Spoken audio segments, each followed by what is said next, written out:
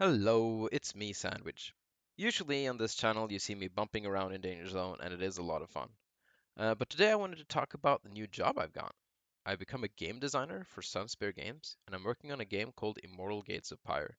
I'm excited about the job, I want to show you what I'm doing, alright? So, what is Immortal Gates of Pyre? It's a battle strategy game. It's also known as real-time strategy.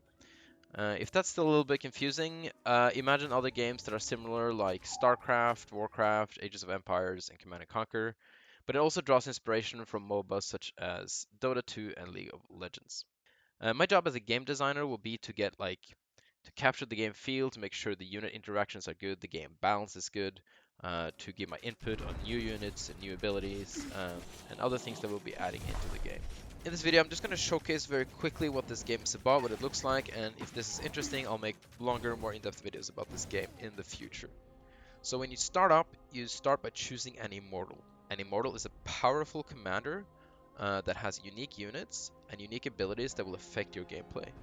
Once you're in the game, you get a base, and the objective of the game is to build more buildings, gather more resources, build up an army, go scouting for your opponent, hunt down a special resource called Pyre, and try to outsmart, outplay, counter what the opponent is doing, deal more damage to them they can deal to you, and at the end of the day, you can hopefully defeat them.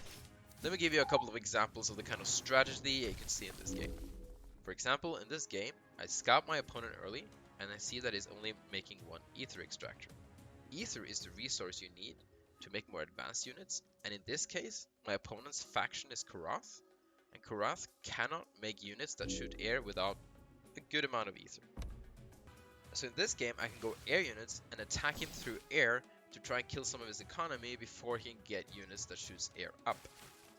Let's look at a more subtle example. In this game, I scout that he has an entrenched position close to one of my bases. I can't really attack this position directly, it's too well defended. But since he is immobile in this area, I can use my mobility to go around and attack his base instead. Later on, when I have dislodgers and other units that can shoot further, I can try and attack the position directly. This is the kind of strategies you can expect in this game. If you don't want to think too much, you can just sit back, build a huge army, use a bunch of cool abilities, and just have fun. For some people, that's just the best way to play the game. I'd love to cover this game in more detail if that's interesting to you, showcase more gameplay, talk more strategy, maybe dive even into the lore. There's a really huge and rich lore that has been developed in this game that is completely unique to this game. Let me know what might interest you. We have an active community, which you can interact with by joining this Discord. I'll leave the link in the description. There you can also earn an alpha key if you want to try the game yourself. Oh yeah, and the game is in closed alpha now, so expect some instabilities and frequent changes. Take care!